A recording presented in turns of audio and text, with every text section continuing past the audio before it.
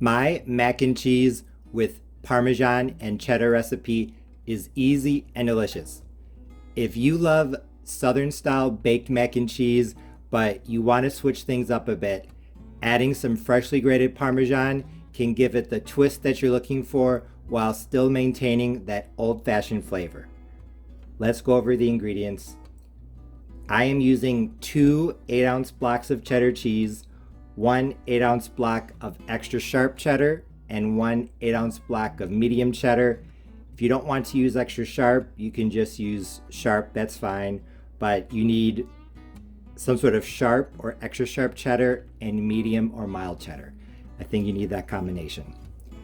And also 8 ounces of freshly grated Parmesan.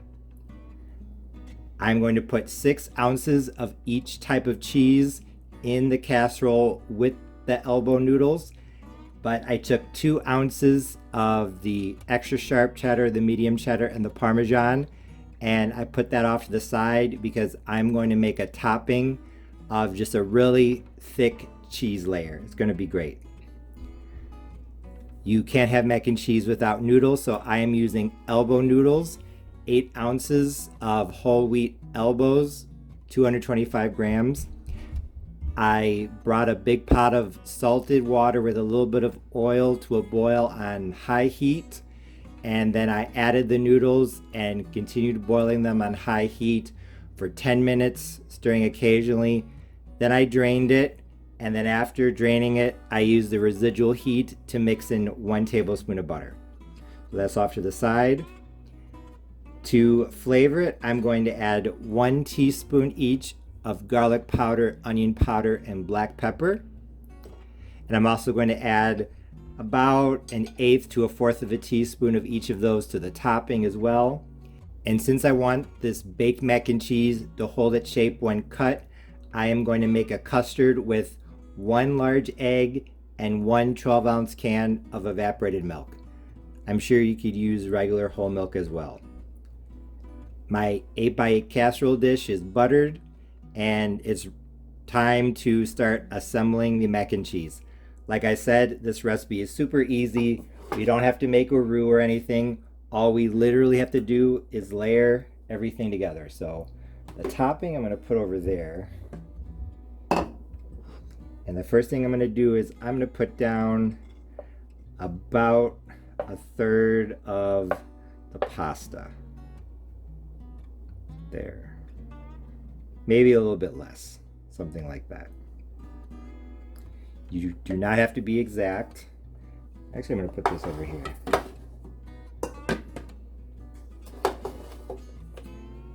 I'm going to sprinkle on some of the seasoning. Like I said, 1 teaspoon each of garlic powder, onion powder, and black pepper. If you want to go a little heavier on the garlic, I think you can, because garlic and Parmesan tend to go together very well. Now for the cheese, sprinkle in some of the cheese. Like I said, extra sharp. Going in first. The medium. Normally I just would have used sharp, not extra sharp, but they didn't have it at the grocery store. So honestly, this recipe is really versatile. You can use what you have on hand. It's nice and easy. Now some of the Parmesan. There we go. Actually, I'm going to mix this in a little bit. It is the first layer. Want to have the cheese all over. Cheese throughout. I'll put in a little bit more. Not too much. Honestly, I think you could even use mozzarella. I would keep the sharp or extra sharp cheddar with the medium cheddar. If you wanted to replace with mozzarella, I think you could do that as well. I think if you like spicy things, pepper jack might work. So many ways to go about this. There. So now I'm gonna make my custard. I'm just gonna pour in the evaporated milk. It's at a 12-ounce can, and I'm gonna beat in my egg. Then I'm literally just gonna pour this on top of the noodles. And what's nice about this custard style mac and cheese is that if you forget to do this, now really your goal should be to make alternating layers of pasta and cheese and spices and then pour in this custard as you go. But if you forget at the end, I have done that and I just poured it over the top at the end and it was totally fine. I honestly could not tell the difference. So this recipe is perfect for beginner cooks. Because like I said, there's no roux. You don't have to worry about flour or anything. You literally just measure. Put in some of the custard here. Trying to distribute it evenly, but that's okay. There we go. More cheese. Cheese never hurts. And I'm sure you notice that I'm not adding salt. I do not think this needs salt at all because of all the cheese. I think just some spices to add a little bit of flavor is all that you really need. Honestly, I'm gonna add some of the pasta now. Now I'm gonna add a little bit of the cheese and then a little bit more of the pasta for my intended layer. I think this might help make sure that everything is as evenly distributed as possible. Yeah, all you have to do is layer. One thing I did want to point out is that I actually grated the cheese by hand on my cheese grater. If you are making mac and cheese, that's the best thing to do, because if you buy pre-shredded cheese, it almost always has anti-caking agents, so it doesn't melt as well.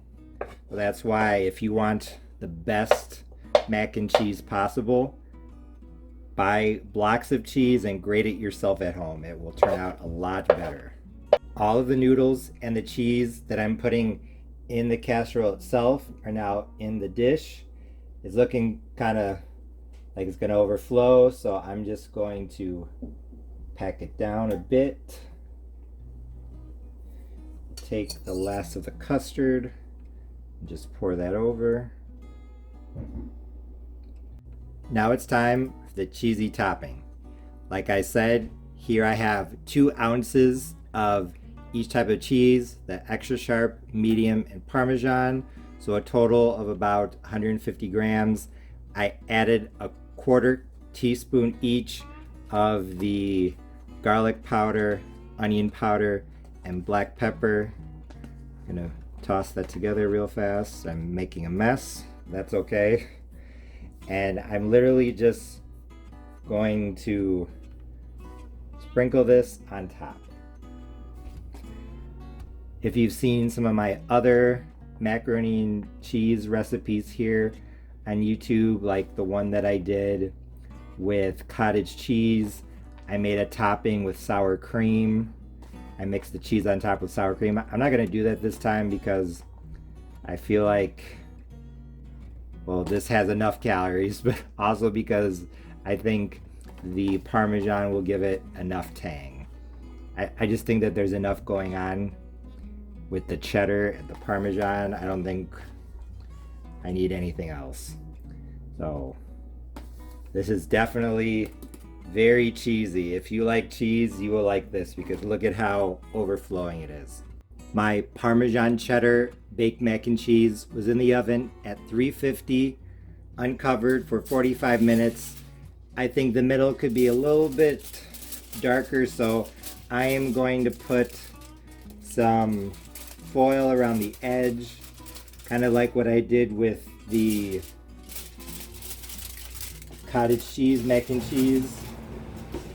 I just don't want it to get too brown around the edge. So I'm going to put this foil around all 4 sides. Then it's going to go back into the oven at 350, I'll keep an eye on it, but it shouldn't take that much longer. I just pulled my Parmesan cheddar mac and cheese out of the oven. It was in at 350, totally uncovered for 45 minutes. Then I put these strips of foil around the edges to keep the edges from browning too much. And then I put it back into the oven for 15 minutes. So it baked for a total of 1 hour. 45 minutes with nothing, 15 minutes with the foil around the edge. This baked mac and cheese looked and smelled great. You could definitely smell the Parmesan, so I was definitely curious how this had turned out. And when I took the first bite, I knew that my mac and cheese with cheddar and Parmesan recipe was a success because it was easy and delicious, but in all honesty, it wasn't my favorite. As I pointed out right before I put the casserole into the oven, this baked mac and cheese had a ton of cheese. And it had a really good balance between the cheddar and Parmesan flavors. So if you've ever wondered if cheddar and Parmesan go together in mac and cheese, the answer is yes. I think the flavors complement each other very nicely. The spices in the background are very nice as well, especially the garlic. If you think about it, garlic and Parmesan is a fairly common flavor combination, so it should be no surprise that it worked well in this. The cheese on top had a nice crust to it, and the elbow noodles weren't overcooked, they were just right, so this mac and cheese had an awesome texture as well. The evaporated milk and egg custard also did a really good job of keeping the casserole together when it was cut and served. And now that I've cut the first slice, you can see what I'm talking about. Each slice holds its shape absolutely perfectly. And now that I'm holding the slice up to the camera, you can see not only the thick layer of cheese on top, but also the shreds of cheese all throughout the casserole. If you like Southern style baked mac and cheese casseroles that you can cut and serve and they hold their shape, this is for you. Cheddar is pretty common in Southern mac and cheese recipes, so like I said, if you like that old-fashioned custard style baked mac and cheese, but you want to switch things up, adding Parmesan would be a good way to do it. But even though there was a lot to like about this, I have to admit it was good, but it was not my favorite. My favorite mac and cheese recipe is definitely the one I made with cheddar and cottage cheese. I think I liked the cottage cheese mac and cheese so much because number one, it had just the right amount of tang from the cottage cheese, the sour cream, and the cheddar. Don't get me wrong, I wouldn't say that this cheddar and Parmesan mac and cheese was dry, but compared to the cheddar and cottage cheese mac and cheese, this one was definitely not as moist. Not adding sour cream and cottage cheese definitely added less moisture, and also I think Parmesan is a dry cheese, so it wouldn't surprise me if what happened is that it absorbed some of the moisture from the cheddar. That critique aside, I thought this turned out really well, but I'm curious how replacing the mild or medium cheddar with some mozzarella would turn out. Now that I'm holding some of the noodles up close, you can see that it definitely had a lot of cheese, a lot of spices, pepper, garlic powder, onion powder, everything. It was very flavorful and it was good, but like I said, it wasn't my favorite. And when you make this or any other mac and cheese recipe, always grate the cheese yourself because it will melt a lot better. So in conclusion, I was pleased with how my mac and cheese with cheddar and Parmesan recipe turned out.